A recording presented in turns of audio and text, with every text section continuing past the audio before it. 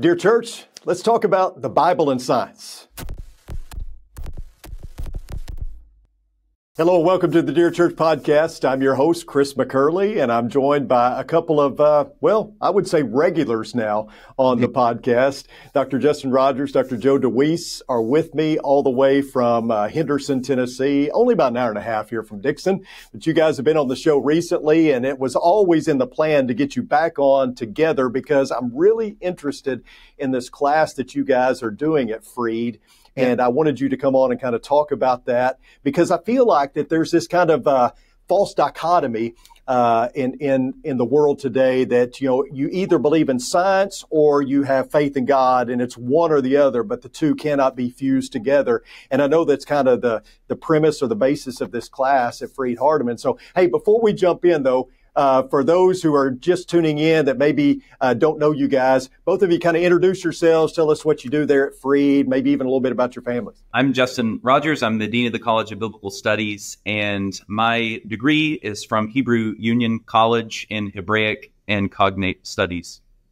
So my name is Joe Deweese. I am a professor of biochemistry and director of undergraduate research here at Freed Hardeman University. Did my training here, starting here at Freed, and then went to Vanderbilt University. I have a PhD in biochemistry and study a cancer drug target, an enzyme.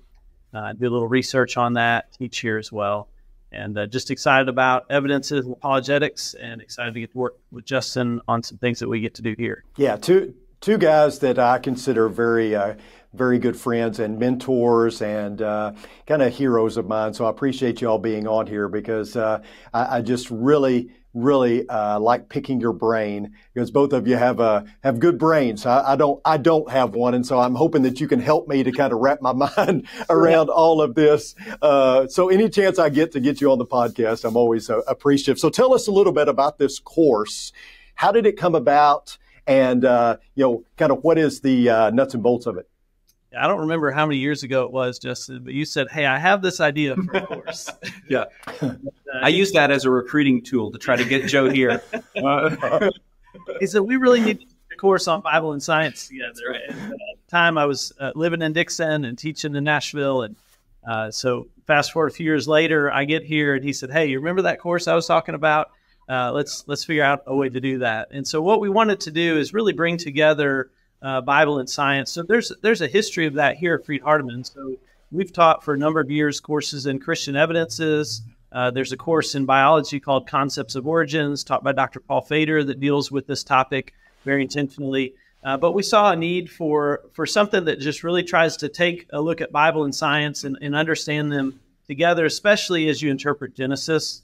And so that was kind of part of our motivation for that. Yeah, and science and religion in universities throughout the world, even some of the top universities, is an actual separate, discrete field of study in a lot of cases. And so we felt like for Freed Hardeman, it was a natural fit, as Joe already explained, but also as they go out from this place into other areas, a lot of places are offering those kinds of courses and programs.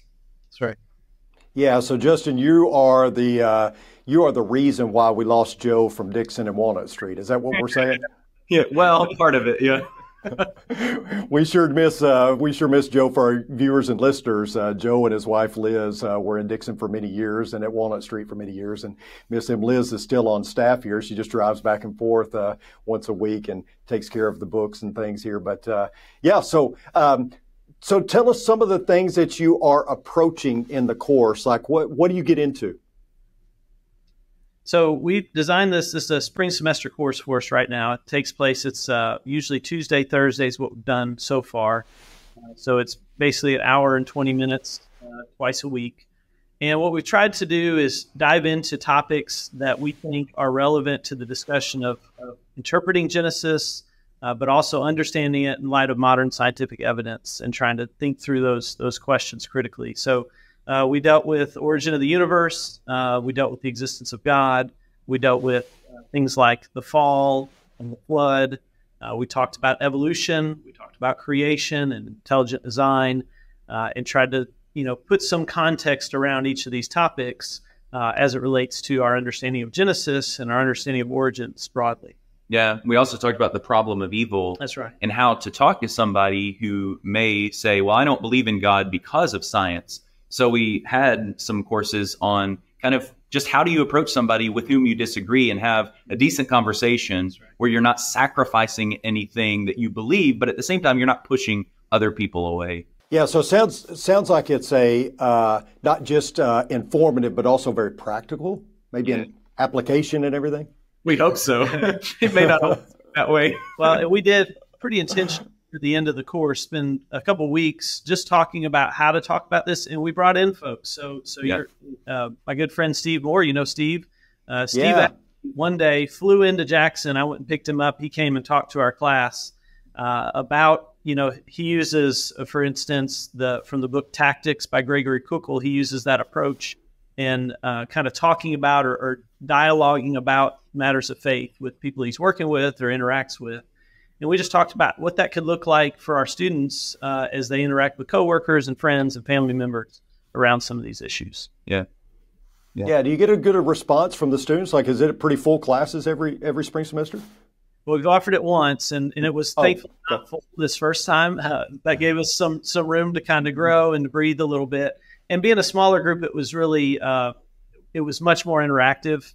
The classes get too big, and the students tend to kind of clam up and not want to speak out. So it was a smaller group, I would say, about 8 to 10 in there. 12. That's great. All very talkative. Yeah. We had great students. So yeah, I can imagine that it might be even, while difficult, beneficial if somebody maybe does not side with you on some of those things. Have you ever had any kind of situation like that where you have students that maybe want to push back a little bit?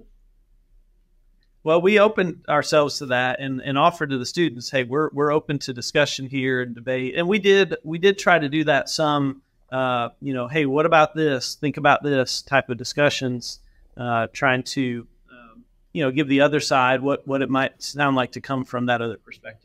Yeah, and I think from the very beginning, we sort of philosophically share a lot on this topic. We feel like we can be relatively confident on these things, but then there are all these other things that we really don't know. And so by adopting sort of that posture of partial knowing, like we know some things, but we don't know everything, I think it created an atmosphere where the students felt free to explore maybe some of their own particular beliefs and have those challenged in some cases.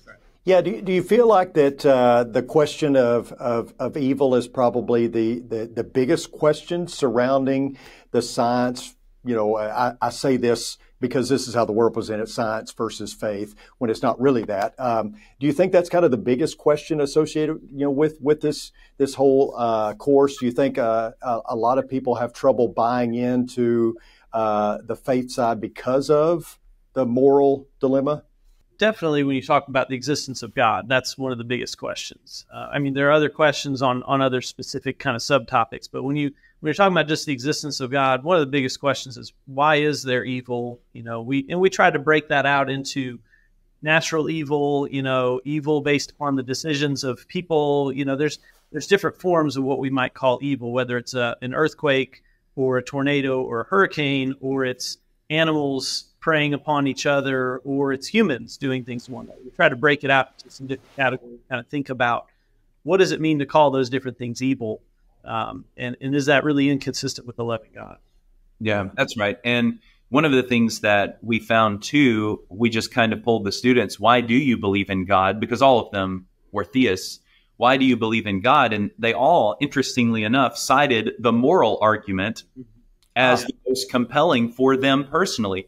And I was like, man, that's kind of interesting. The number one reason people don't believe in God is because the perceived morality problem. And the number one reason people do believe in God is he's a moral God. And there's so much goodness in the world. So that's an intriguing thing. I wonder if that holds for the populace at large of believers. It is interesting because I was in Columbia last week, and Kyle Butt attends the congregation where I was at. And afterwards we were talking, and this thing came up, and he mentioned an atheist who converted because of this moral argument. Wasn't the other, was the other way around than what we typically think, because in his mind, you can look at it like, well, there's so much evil in the world, therefore there must not be a God. But that also denotes a standard. And so what do you do about the opposite of that? What do you do about the moral compass that it seems like every one of us is born with, to where, we're kind of inclined to do good? And how do you explain that? And that's kind of where he landed on that whole thing. So, yeah, I mean, pretty interesting stuff there, that it can kind of have a push-pull effect, right? Yep, absolutely. Yeah, we think so. Yeah. So, what are your goals going forward? I mean, you said you've done it one time. You've offered it one time. So you've got the spring semester coming up, but your second time to offer the class. How do you see it expanding? What do you see in the future with this class? So one of the things we talked about the other day is we didn't talk about the existence of God till about 2/3 through the class. Almost at the end. So, kind of foundational there. We didn't plan too well. Yeah. So we had what we thought was a good, series. We thought, okay, we need to rearrange some of that. There's going to be some rearranging this spring as far as what order we offer things in. I think in general, probably many of the same topics we want to cover. One of the things that we did that I thought worked well was we invited in outside speakers, usually via Zoom, but we invited folks in that were maybe experts in a particular area, which really helped us. So we have, it's always fun when you can phone a friend to your local astrophysicist and have them the Big Bang for you, because they understand, the ins and outs. And so that was kind of the approach we took with some of the questions that were beyond our depth as far as what we're able to study. And that's part of what we talked about with the humility of it. Like, hey, we don't know really much about these subjects, because it's science, right? I mean, there are so many sub-disciplines of science where people spend their entire careers. We can't possibly master all of that. And so when we call people in, that sort of signals to the class, hey, listen, there may be questions you guys have that we cannot possibly answer. But we do have all these friends out there, and you're hearing all these different voices of people who believe. And they believe for various reasons. And they believe because of their research in science. And I think that was probably overall a really impactful lesson from the course. It was for me. Yeah. I hope it was for our students as well. Yeah, I'd love to bring this year maybe a paleontologist, getting some things. Because that was one of the areas that geology and paleontology, I felt like, was an area where they had a lot of questions. And I could direct them to some resources and things like that. But ultimately, it'd be great to have somebody that can, pretty directly answer questions, things like that. Well, and one of the things that we want to do too this year, if we can find the funding for it, is we want to take the students maybe on some field trips. We've talked about coming to Dixon at the new Wonder Center, the Wonder Center, and maybe going through that and doing, it's an educational trip, right? But also getting to expose them to other people and the work that they're doing. We also talked about maybe doing a big trip to the Ark Encounter and talking about the things there. So there are a lot of things on the horizon that we might do, but we're still in the planning stages. May not do those in the spring, but eventually we'll incorporate various things like that too.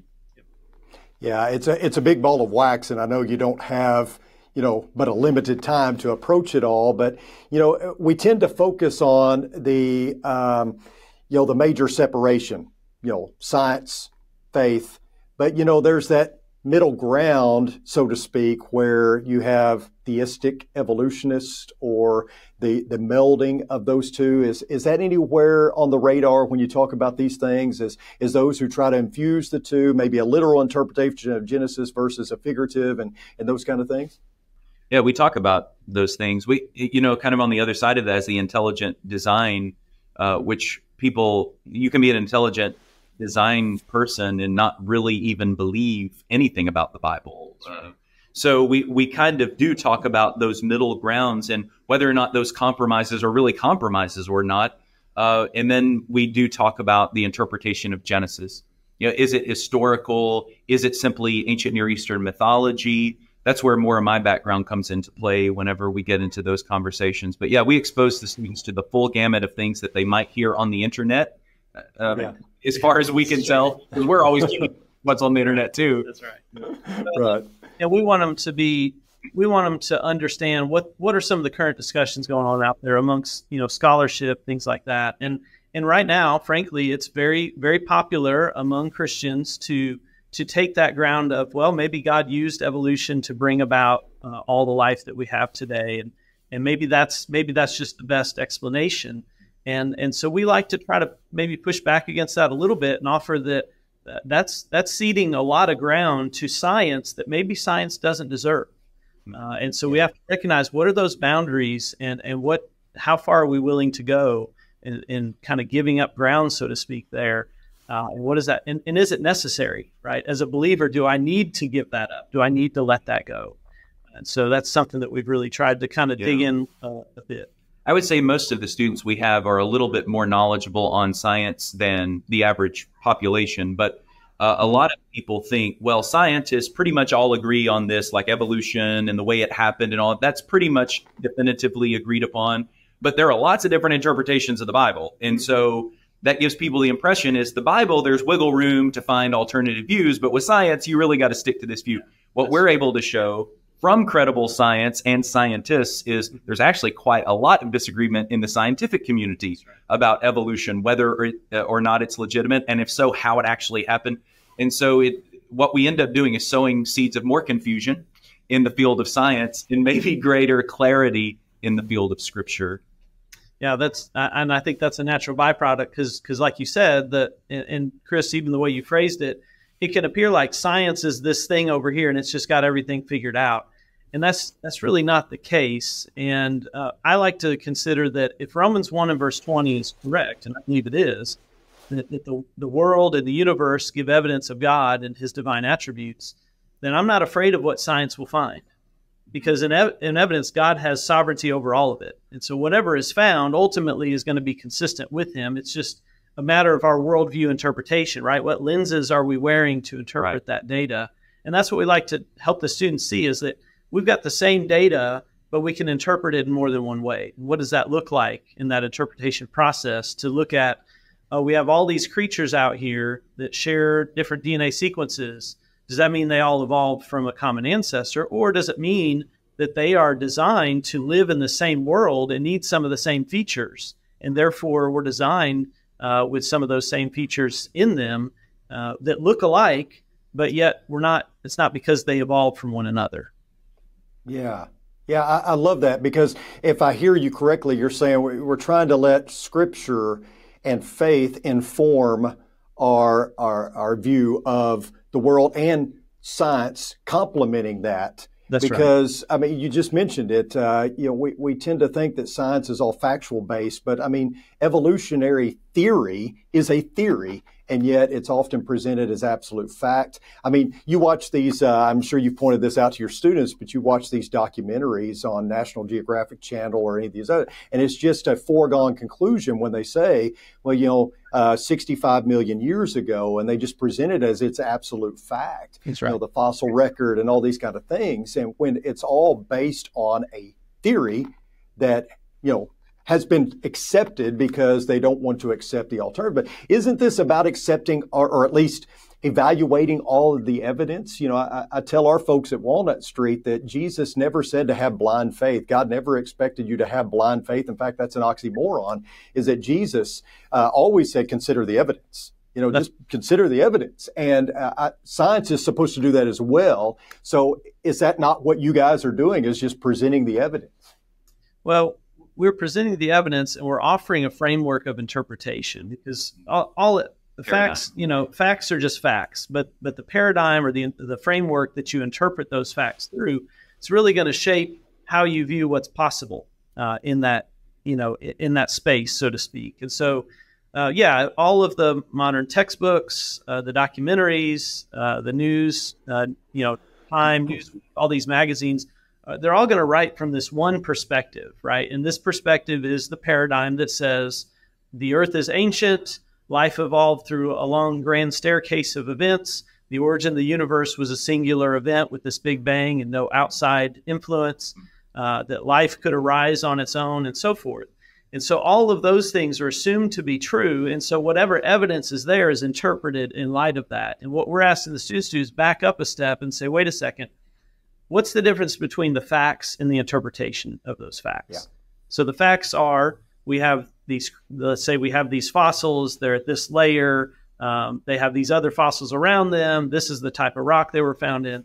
The interpretation might be, well, that was buried over millions of years and or that was buried in a huge cataclysmic flood a few thousand years ago when God destroyed the world, right? So there are different interpretations of those same facts, and we can show that in a lot of ways we think this other interpretation is better than the naturalist one. Yeah. At the same time, that doesn't mean we can answer all the questions that the various paradigms, bring up. I mean, I think that there's pretty good evidence for a very old Earth, right, that people can cite. But a lot of how you interpret that evidence, as Joe said, comes down to the paradigm that you accept. Right. So we get excited, just as excited as anybody, about new scientific discoveries and research breakthroughs. In fact, we were just yesterday talking about one in the cancer world. That's right. We get as excited about anybody as that. We're not afraid of what the scientists are doing. In fact, we applaud it and we welcome it because we think ultimately it will enhance our belief in the credibility of our Creator. And there are a lot of folks in the church pews, Chris, that are genuinely afraid of science. What's science going to find next, right? What are they going to discover next? And I want us to be a voice and a resource that says, wait a second, we don't have to be afraid of that, right? We don't have to live in fear that, hey, what's discovered is going to somehow upend my faith. And so we want to offer that to the brotherhood. Yeah, you guys have talked about some of it already, but what do you think makes this class unique? What are the things that you are doing that make it, different? I mean, the class itself is unique. I love the class, but the idea behind it and what you're sharing in it, what are some things that you think are unique about this that, maybe in the way that you present it or the way that you help them apply it? Well, one thing that makes it unique, at least on our campus here, is we team teach it. So it's the two of us tag teaming back and forth. Sometimes we teach together. Sometimes, like if it's his particular area of expertise, he might teach by himself that day, or I might teach by myself another day. But we're always together in the class. And when we respond to the students, we're responding collectively as a team. And that makes it kind of a dynamic feel. And I think it's important for our students to know that we may not always agree on everything down to the detail. Sure. Usually when that's the case, I'm wrong and he's right. But we acknowledge that there might be some disagreement there. Yeah, a team teach is a big piece of this because it allows us to bring in our various expertise and say, we can comment on this. And like you said, we try to be present in class when the other one is teaching. And that way, hey, we can chime in, ask questions, or even help answer questions as they come up. So I think that's pretty unique. But, another piece of this is, of course, this class is open to whoever wants to take it. It's usually upper division students, juniors, seniors. 400 level course. Yep. But we had a mixture. We had business and finance. Bible. We had Bible. We had math, computer science. We had biology. So we had a spectrum of students from different perspectives. And when we're giving lectures, we're talking and sometimes about great detail about the Hebrew and the grammar and the structure of the phrasing, or we're in detail about the science and how that's working. So we're going pretty deep into our disciplines to explain some of these things, and not just trying to do it at this high level overview. We had, like I said, we had astrophysicists come in and talk about the Big Bang Theory, starlight. How could distant starlight get to the planet in a short time frame?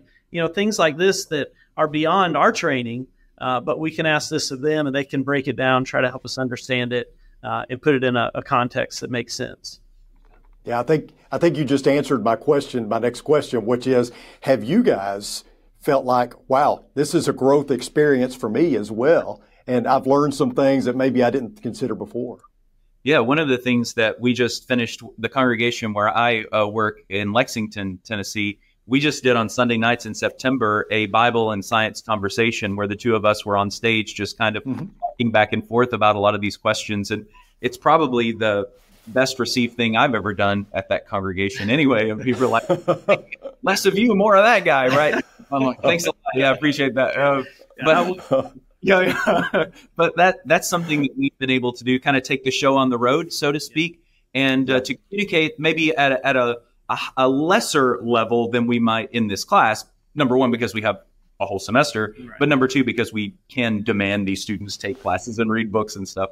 But in churches, there's real value in this. And I mean, I did it just because I have fun working with Joe, but the congregation really benefited from it. People were inviting their friends and sharing the videos online. And so I think it was a really special thing for us. And it let us know there's a market for this kind of stuff within the church. Yeah, and I think, we've learned a lot about how to communicate about some of these topics, because they're really technical and detailed. And so how do we break it down and give analogies that are true to the information or the knowledge or the content, but do it in such a way that we can digest it easier, because it gets real deep real fast. And even for us. So we want to be true to the science and careful about it, but we also want to make it accessible to as many as possible.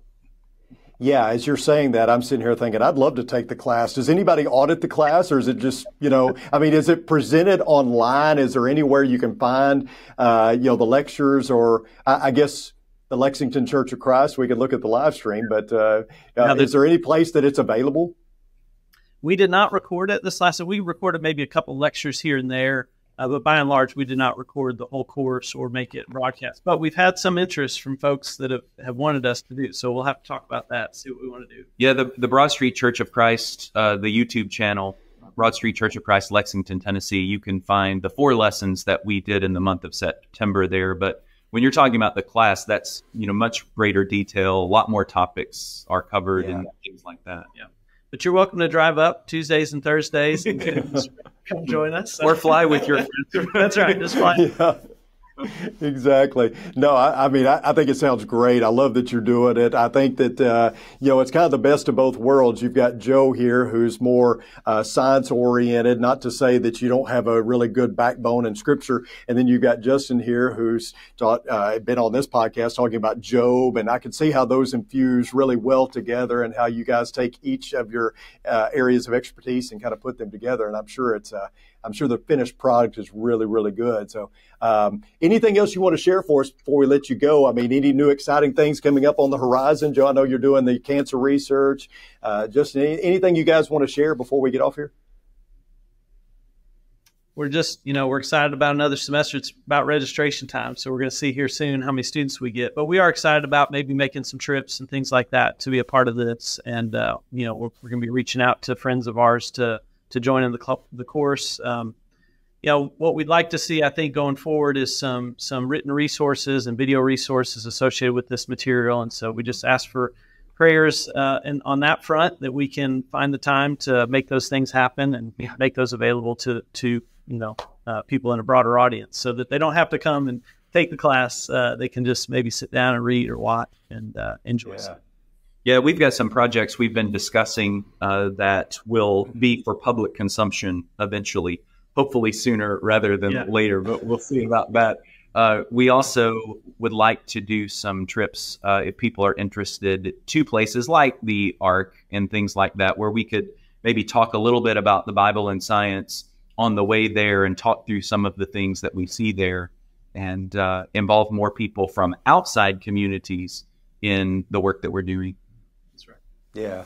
That's all great stuff, guys. And I really appreciate your work. I really appreciate your friendship. Appreciate you taking time out of your busy schedule to be on here today. And I want to tell our listeners and viewers, if you have a question about today's episode, you can email me at chris.mccurley@rippleoflight.com, a specific question for these two men, and I will forward it along. And I'm sure they'd be more than willing to answer your question. Guys, thank you so much for being on today.